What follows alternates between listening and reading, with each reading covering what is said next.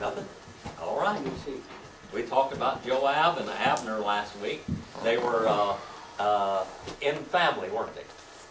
Joab's what? Nephew. Nephew of David. All right. And Abner is also what? A nephew. He's in the family of Saul. So Mephibosheth, the guy that he was, or Ishbosheth that is, the guy that he was representing as the king of Israel, that he concedes and he comes over to David's side, and Joab doesn't like it because what did Joab do to his brother, which was David's nephew also? He killed him. He run a spear through him from the butt end of it, through his whole body. I mean, he took not the sharp point, but the other end. I mean, he was a strong guy, this Joab was, and ran that thing completely through his body and killed him. But he did ask him, he said, now, this is going to cause trouble and bad blood between our family. Just go off and leave me alone. Just get away from here. And he asked him that several times, and he wouldn't do it, so he and killed him. All right. So now, we're about to have Abner's funeral. All right. Now, you have to remember this. Now, here we go. Here we had Saul, king over all of Israel. Okay? And Israel asked for him. What does his name mean? What does Saul's name mean? Asked for. All right, they asked for him.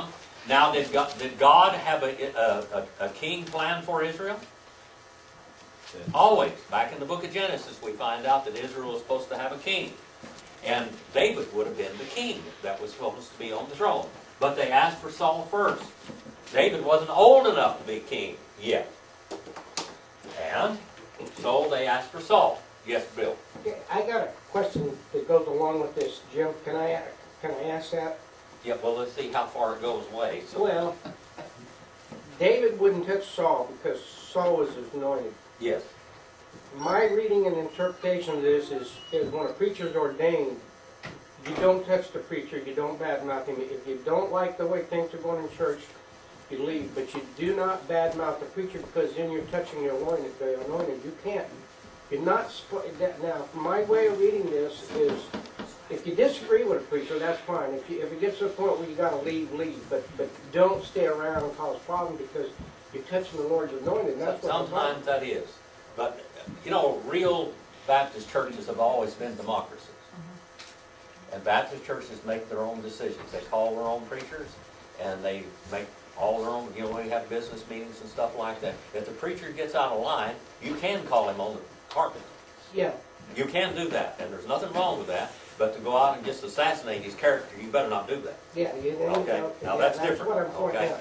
You better not. All right. If he gets out of line, there are loopholes where you can deal with him. All right. You can vacate the pulpit if you have to, and start over again. But even if he's a bad preacher, you still can't go out there and assassinate his character and do things to him. It's because you're touching the Lord's anointed at that point. That's a whole lot like that, like it was. Now David knew that Saul was anointed king over Israel. And even though David tried to kill him, how many times? We've been through all this. Now, we're going to speed up here in a little bit. We're going to go through this Old Testament at a lot higher speed of rate than what we are right now. But these are foundations in the Bible. If you don't understand this, you don't have it. Okay? So that's why we're taking time to do this. All right, Saul Israel asked for Saul. They asked for it. Okay, and they got it. Saul was really a humble man in the beginning. You know, he hid among the garbage out there, the stuff and whatever, and he wouldn't even come out. And he was really tall and handsome. And in the beginning, he was a good guy. But then he got very proud. He went beyond his rules of authority. He wanted to be a priest too. He wanted to be prophet, priest, and king, like Melchizedek was. All right, in the Bible, we have Melchizedek was prophet, priest, and king. Okay, that's it in the Old Testament, okay? Then, in the New Testament, we have Jesus as prophet, priest, and king, don't we? And then, in the eternal age, who is going to be prophet, priest, and king? Jesus. Yeah. with his bride. All right, with his bride. Okay? Now, let's go back here. Let's find out what happened. The kingdom split. So we have Ishbosheth over here, Saul's son, and then we have David over Judah. Okay? And then over all of Israel, we have Ishbosheth and Abner. We're going to call him Ish and Abner. Remember what Ish means? Remember what Ish means? I mean Ishbosheth. Remember what that meant? Huh? Ishbosheth. Remember what Ishbosheth means? I want to know what Ish means. Yeah, Isha means woman, but Ish is man. It means man of shame. Yeah. That's what his name was. Now I want you to see what Saul named these kids and see what kind of a person he was. Okay? He named one of his kids man of shame. And we're going to find out what the Mephibosheth's name was there in just a little bit. Yes, Bill. Yeah. Abner died with his dad because, and all of his kids, because they couldn't leave anybody that was, even though he was on David's side, they couldn't leave anybody that could be heir to the throne, right? No. That's not the Wait a reason. minute. David was going to respect this. He was still going to respect Ishbosheth. All right? We're going to find out what happened to Ishbosheth. David still respected this Saul's descendants over here. As a matter of fact, what did David do? Who was Jonathan? Jonathan knew that one of the days that David would be king because Saul, or not Saul, but Samuel already anointed David as king when he was a child, didn't he? He anointed him as king because he was going to be the king. Isn't that a good name, David's? All right? Pretty good. David's? Yeah, there you We're all go. over here. On one side there. That's a good name. Beloved. Okay? They knew that David was going to be king. Okay? And so he told David, he said, promise me, David, Jonathan did. He said, if there's one of my children left, don't kill him. Because usually the new king kills all of the descendants of that person, so they won't be a challenge or a threat to him. Okay? Now, even though David wasn't trying to split the kingdom or anything here, now where was his palace, basically? Where was his throne? Hang on, Jim, I just read it. That's Hebron. Hebron. All right, and that's where Abraham is buried. Yeah. Hebron is in, that's where the came of And his Mephibosheth. crown was there because they were fighting. Okay, and that was basically the capital of Judah at that time. Okay, now where was the capital of Ishbosheth? It's up near Jerusalem, wasn't it? All right. Now let's go back and find out what's going on so you can put all this stuff together. Now here we have Abner up here, and we have Joab as what we call the executive officers of the army. Okay? And so Abner, he concedes to David, and he goes and meets with David and said, I'm behind you. Let's unite all of Israel. Okay? Now Joab murders Abner. Now, David made a covenant with Abner. He made a covenant with Abner. And David was a man of his word, wasn't he? Most of the time, when David said something, he was an honorable person. We see that. In history, we see people that are honorable. They keep their word. And their word means it's their life. Okay? Now, that's the way David was. So, in the third chapter of 2 Samuel, verses 26 through 30, we find that Joab murders Abner. Now in verse number 31, and David said to Joab and to all the people, the third chapter of 2 Samuel, that were with him, tear your clothes and gird sackcloth and lament for Abner. In other words, I want you to know this, that I was not behind killing Abner. He had made a covenant with Abner. Okay? And King David walked behind their bier. What is a bier?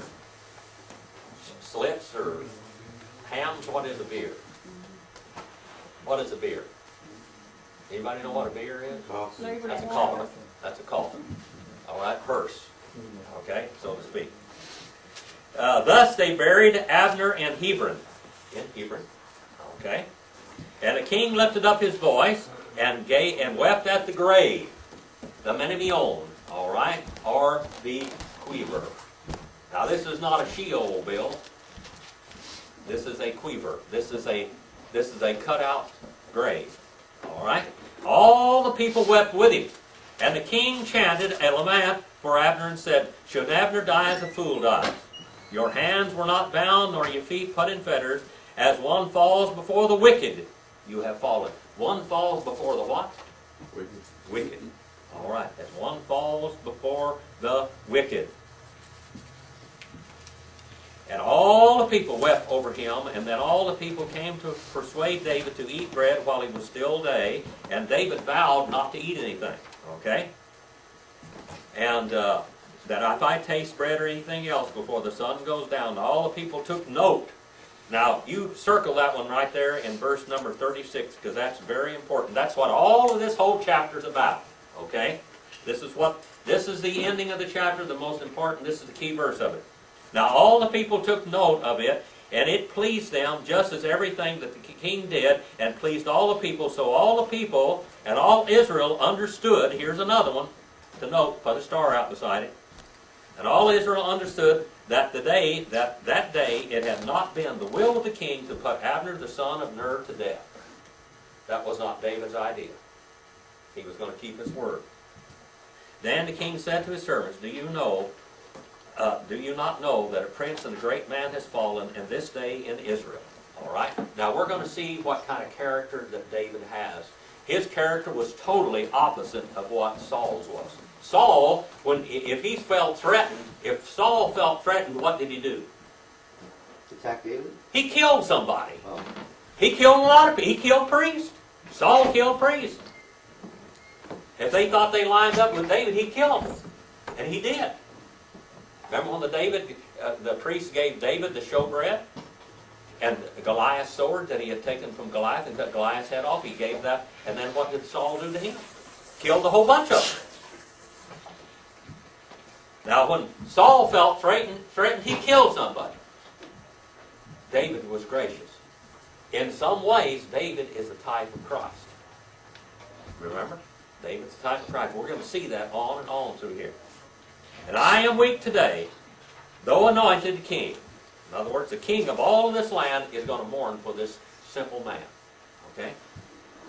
These men, the sons of Zeruiah, are too difficult for me. May the Lord repay the evildoer according to his evil. And we find out later on that David did leave in his will to have Joab done away with.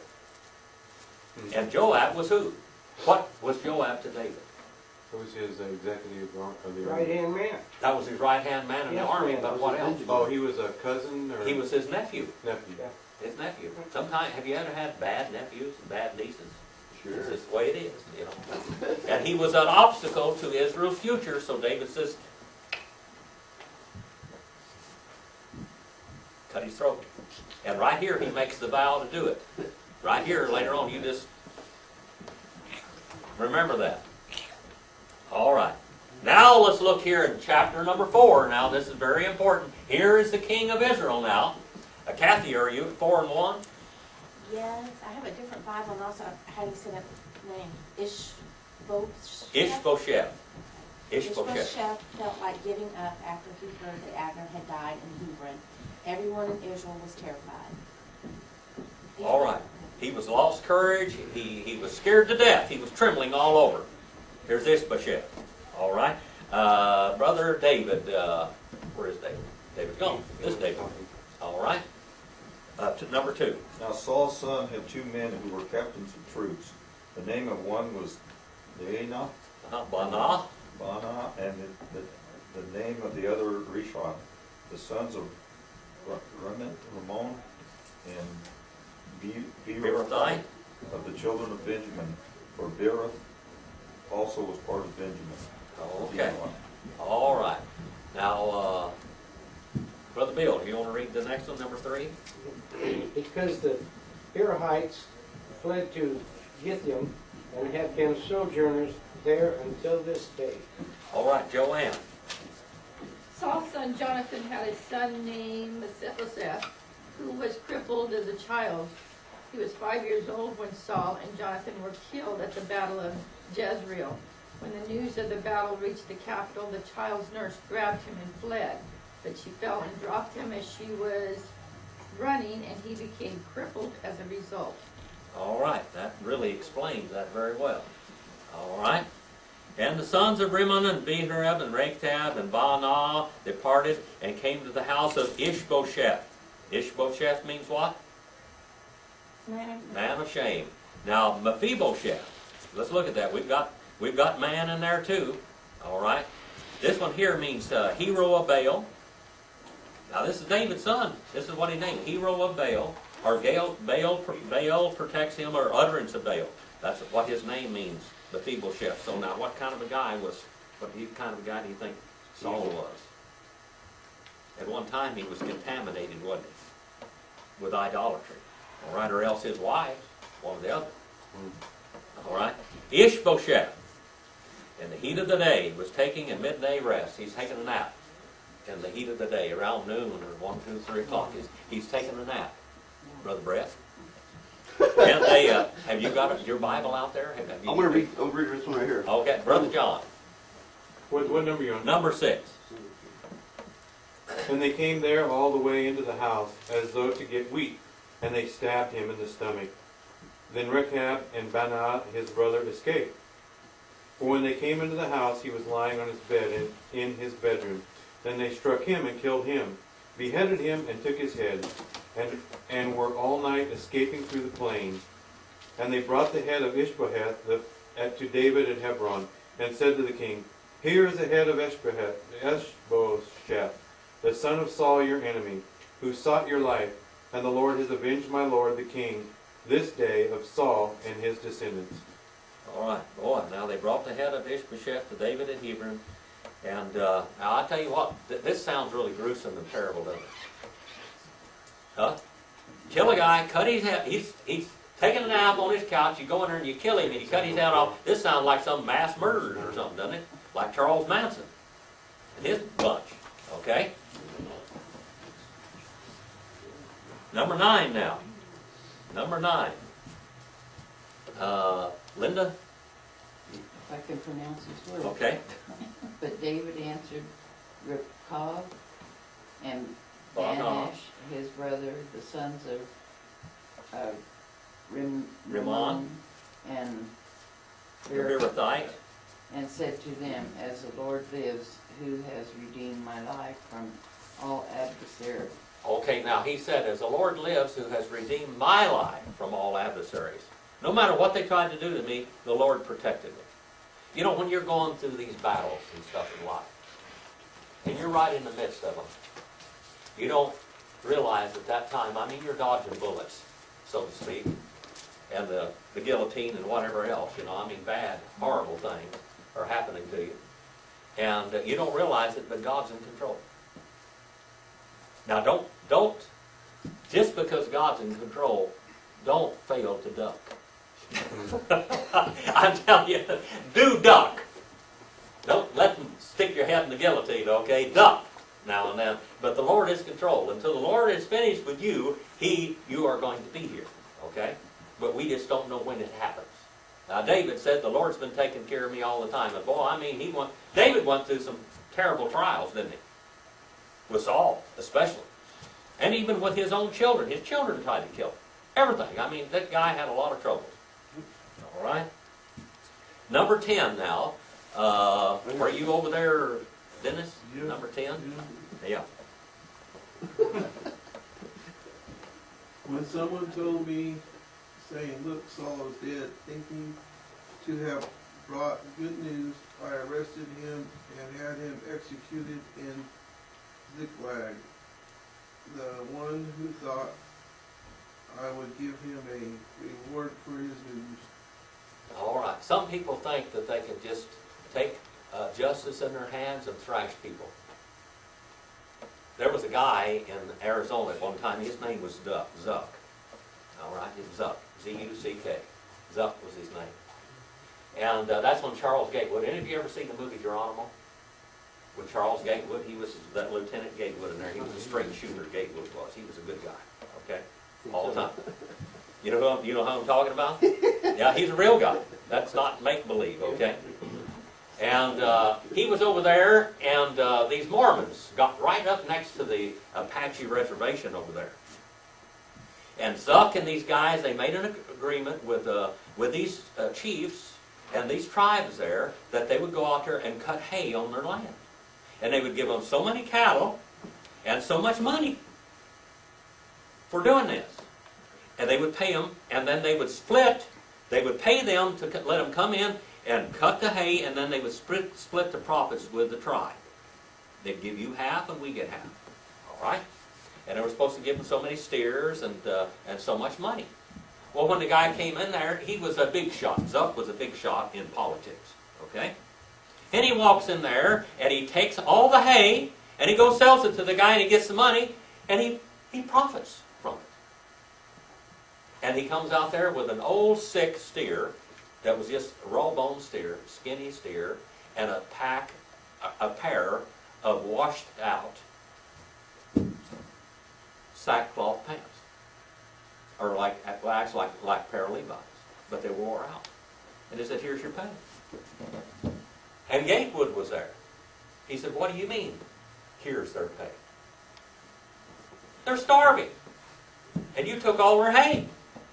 And you were supposed to split the profits with them. And you went and made all this money. And now you're going to say that you can come in here on reservation land and give them a broken down, sick steer and a pair of wore out pants and say that's full payment?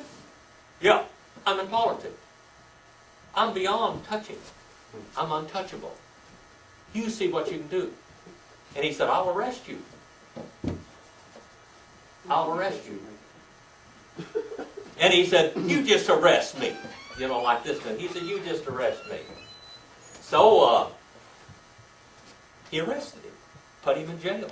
Kept him in jail for 6 days and shipped him off the court. Well, the guy over there in the court was a Mormon that was going to try this case, and he was on the Mormon side.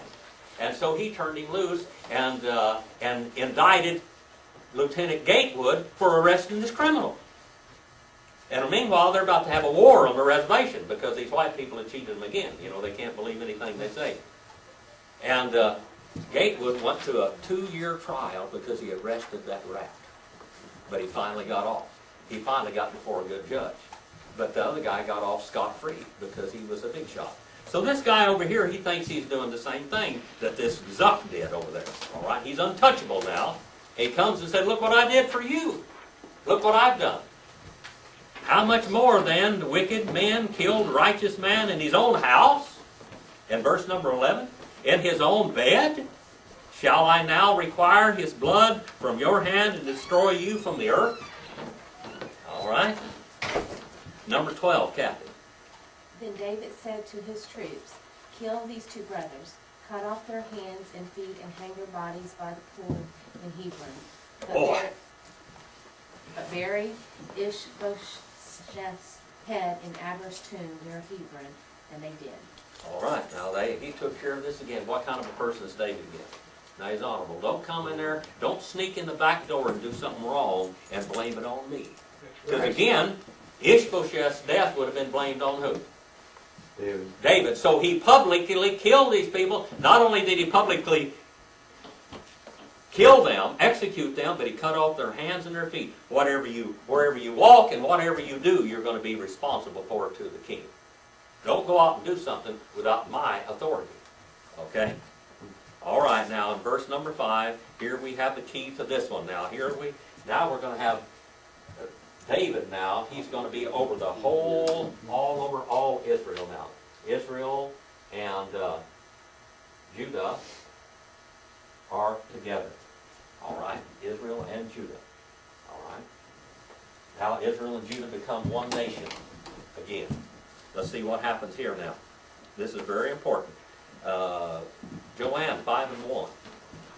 Then all the tribes of Israel went to David at Hebron and told him, we are all members of your family.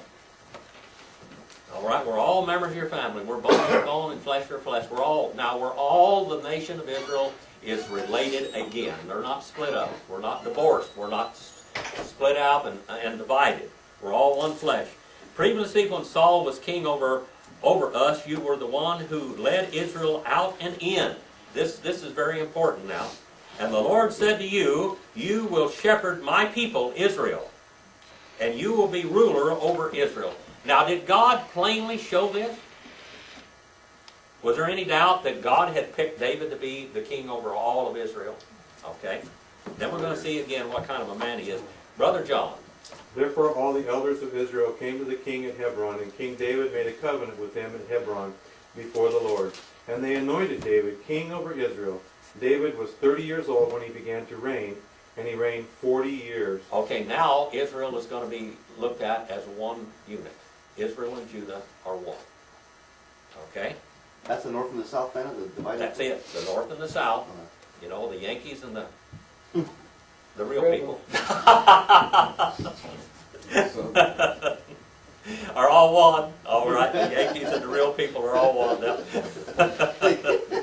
They're real people. Yeah, they're one unit now. All right. He reigned 40 years, and now Brother Floyd there, number 5. At Hebron he reigned over Judea 7 years, 6 months. And at Jerusalem he reigned over Israel and Judea 33 years. All right.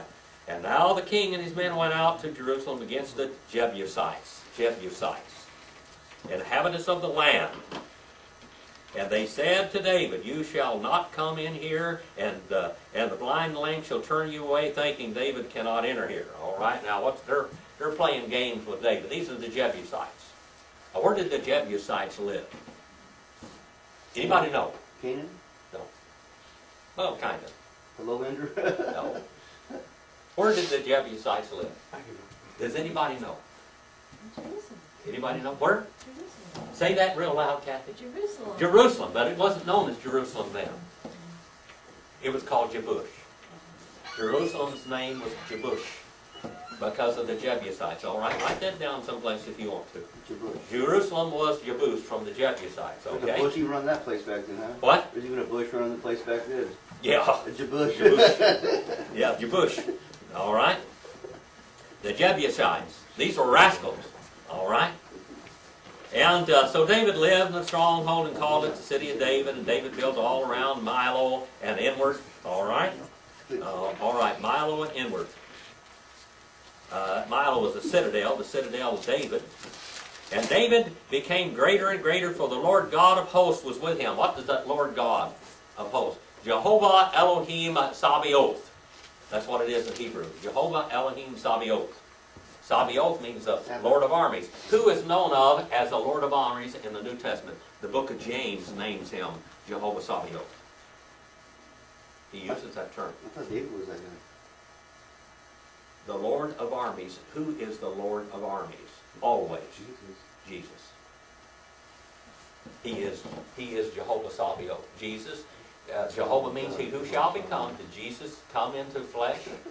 And did God become flesh and walk among us? John 1:14, okay? And he is the Lord of all armies, isn't he? He's the Lord of all armies. The Lord God, Jehovah Elohim of hosts, was with him. And then number 11. And Hiram the king of Tyre sent messages to David with cedar trees and carpenters and stone masons, and they built a house for David. Now, here we have Hiram. He's going to be David's friend, and he's going to build a house for David. Okay? These cedars of Lebanon, remember that. The cedars of Lebanon. All right? And Tyre. And David realized the Lord had established him as king over Israel, and he had exalted his kingdom for the sake of his people Israel. Who's Israel? Who is Israel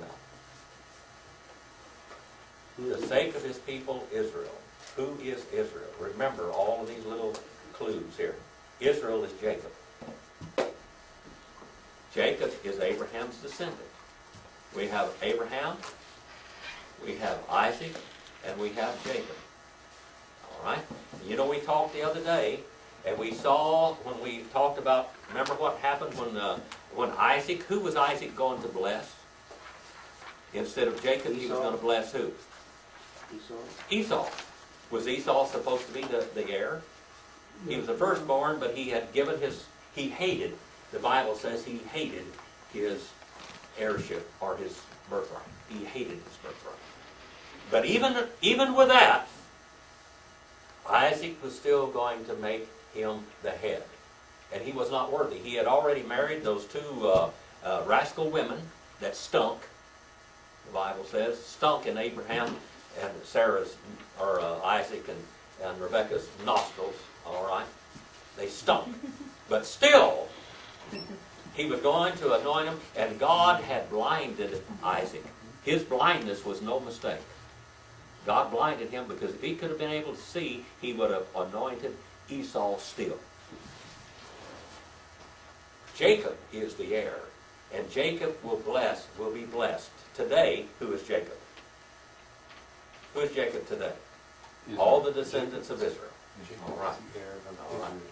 Jacob is the heir. Now, when Jesus came on the scene, who was on the throne? Herod. Herod, which was a descendant of Esau. The devil got him on the throne, didn't he? Isn't that something, how the devil works over time? Meanwhile, in verse number 13, and David took more concubines. Now this is when David starts making mistakes. This is it. Brother Bill, did you see that? I want you to read number 13. You're really on this subject a lot. Yeah. Here's his downfall, folks. Yeah. Right here. We're getting to that. You got a chance now. Lay it David on. took more concubines and wives from Jerusalem after he had come from Hebron. Also more sons and daughters were born to him. All right. Now this is going to be his downfall. His children are going to be his downfall. Yep. All right. Children are supposed to be a blessing to you. All right. But now, according to the law, were kings supposed to multiply wives and concubines? No. But he had the political power to do it, didn't he? So he took his initiative. Now there are the names of those who were born to him in Jerusalem, and it names all of those down there. And verse number 17, and the Philistines heard that they had anointed king over Israel, and all the Philistines went up to seek out David, and David heard of it, and he went down to the stronghold. Now the Philistines came and spread themselves on the valley of Rephaim. All right. Now David inquired of who? The Lord. The Lord. He's still on the Lord's still on his side. He hasn't made any giant mistakes yet, but he just started causing himself trouble. And saying, shall I go up against the Philistines? Will you give them into my hand? And the Lord said to David, what? Kathy, what did he say? Attack, I will let you win. All right, attack. I'll let you win. All right. So David came to Baal Perazim. All right. Baal Perazim. All right. Baal Perazim. And defeated them there. All right. Now, Baal Perazim means the master of breakthrough. The master of breakthrough. Baal Perazim. So he's going to bring breakthrough. Baal was the master, according to them. He was their master. He was their Lord. He was their Adonai in this area. Baal was. They were worshiping Baal. And so David came to Baal Perazim and defeated them there and said, the Lord has broken through my enemies before me like the breakthrough of waters. And therefore he named the place Baal Perazim. And they abandoned their idols. Look at that. They abandoned their idols. These were idolaters. What does God think about idolatry? He doesn't like it. He to kill all of them. All right? And so there, David and his men carried them away. Number 22 now. And now the Philistines came up once again and spread themselves in the valley of Rephaim. And when David inquired of the Lord and said, you shall not go directly up, circle around behind them and come at them in the front of the balsam trees. Now, I want you to, we get to look into a different realm right now. Balsam trees. All right, these are balsam trees. Now we're going to look into a whole different realm. You know, they're different realms. They say that there's 10 what? Dimensions. 10 different dimensions. So we get to look into a different realm or a different dimension. Who says there are 10 dimensions? That's what the scientists have figured out now. There's 10 dimensions. We live in a 10-dimensional world. We only know. We only have two. That's right. That's what we When know. we have three, Three, our eyes yeah, have two three. eyes, it makes a different dimension. But wait a minute now. Here's a dimension that the scientists don't know about. Okay, at this time. Let's look at it. Another dimension. One of the 10 dimensions now. Okay. What? Oh, you got. Hurry up. Okay. All right. And it shall be when you hear the sound of the marching at the tops of the balsam trees. You hear the sound of marching in the top of the trees. All right. Who's marching? Thank you, Lord. Angels. Angels, there we go. All right. And you shall act promptly, for the Lord will have gone out before you to strike the army. Jehovah Sabaoth, the Lord of armies. The Lord is behind every one of his battles, David's battles. David didn't win the battles. Did Joshua win the battles? Did Joshua win the battles? Who won out? I mean, the battle strategy when he went into Jericho, march around the city. When you get around, march around the city so many times, blow the horn and shout, and the walls are going to fall down. Well, who do you think made the walls fall down? Jehovah Sabaoth. Jesus was there. Okay? And David did so just as the Lord had commanded him, and struck the Philistines from Geba as far as Gezer. All right. Here we go. Did we get you there so far? Oh, you did good, thank you. Who fought that war?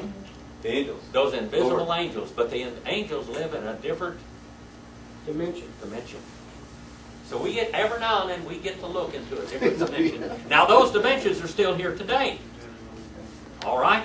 I could explain to you some of those dimensions with my life and the things that I've been through. Twilight Zone. How many of you had a bomb explode in your hands before and come away almost untouched? I did. I had a gun explode in my hand, and I mean, how many of you have seen that gun? Some of you have seen that gun. You've seen that gun. I mean, that's dynamite, people. That's like a grenade going up in your hand. I'm talking about. I got little pieces of it all over my body still, just little pieces. And that finger there, my trigger finger and my guitar playing finger almost got blown off. That was all.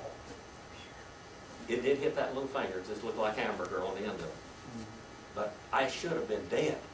Half of the barrel cut through a 2x6 or 2x8 rafter and just cut it completely in two and ended up a half a mile away.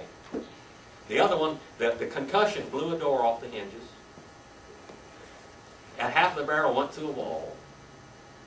And the lock went someplace, and I ended up with just a piece of the trigger guard and the end of the stock in my hand. That was all.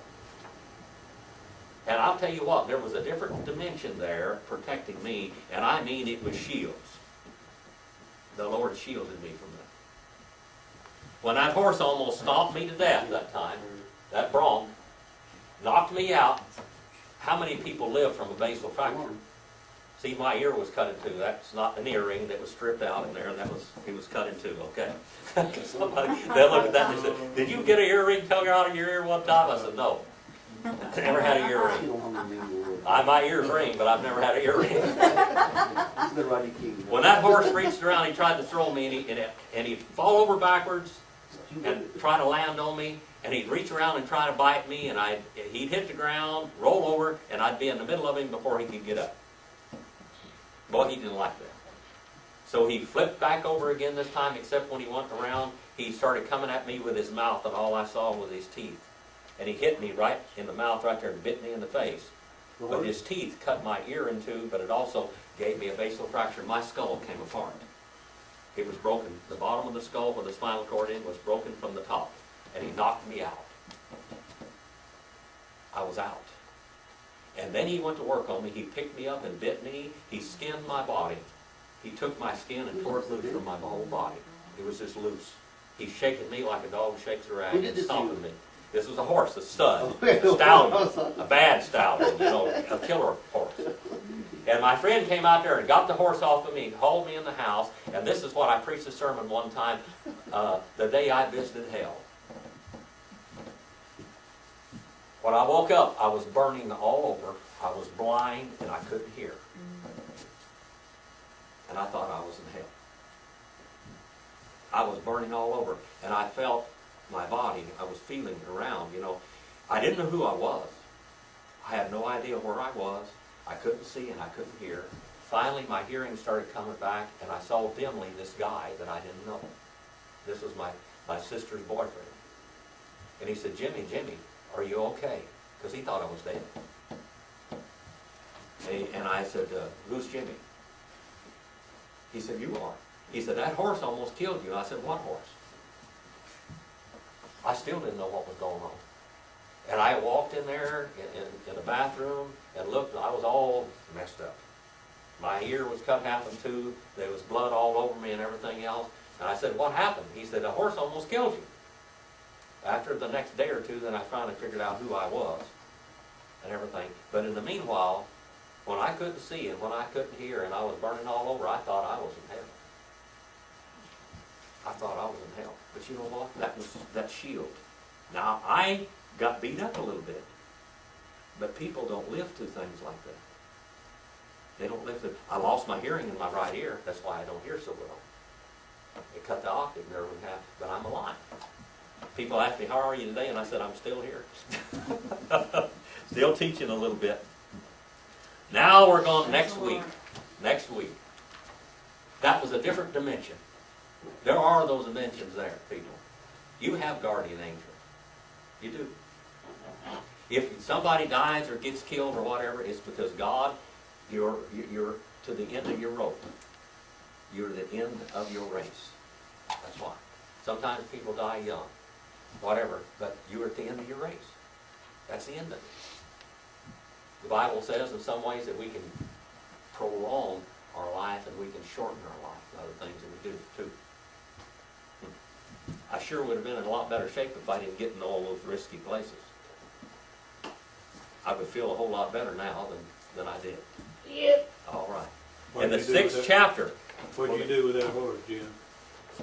what I do with that horse? I broke that horse. Really? I broke that horse. I knew I either had to shoot that horse or break him. And this is hard stuff. This is like, I went and got a 24-inch 3/4 drive breaking bar like this. I tied a net 11 thong on, put that thing on the saddle horn. And after when I saddled that horse the next time, he was like a rainbow boy. He was ready for me. I had been down for 8 months. I couldn't hardly walk or anything. And I got on this horse, and he went out there and he started bucking, and that was all right. He could buck all he wanted to. But when he started to rear over backwards with me, I took that thing off and I went, nope. First thing it hit him.